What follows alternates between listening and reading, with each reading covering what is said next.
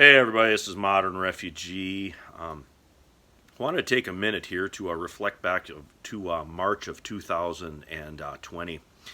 And in my lifetime, it was probably the closest that I've seen to things really tipping over. I was what they called an essential worker, I guess.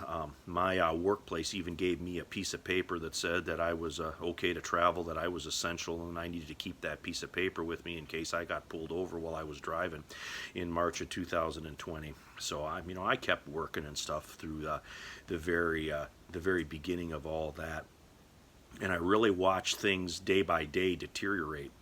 And it was about the fifth or sixth day when people were hoarding stuff and people were stripping the grocery store shelves bare, and there was a lot of fear that was out there. And fearful people can be manipulated quite easily.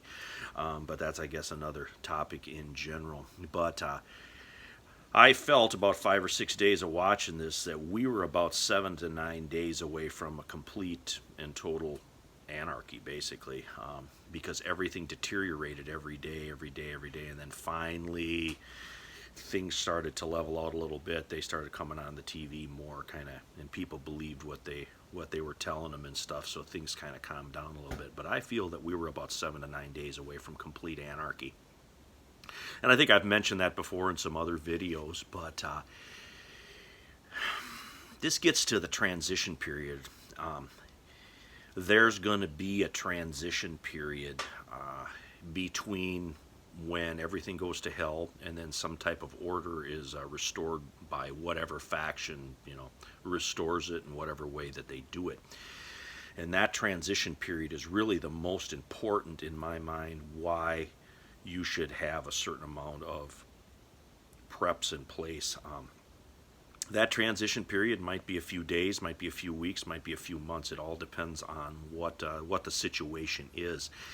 But that transition period where you go from the world you're living in now to whatever the new world is going to be after the fact, where you don't have to go out and search for things that you need, medicine, food, water, that you have those things squared away. You don't want to be out looking for medication when there's some kind of anarchy going on. You want to have that at your place, so you can kind of sit back and let things transpire, and you can go into that observation stage where you can just watch and see what's going on, and if you have to make any decisions on your own personal situation, your own personal survival.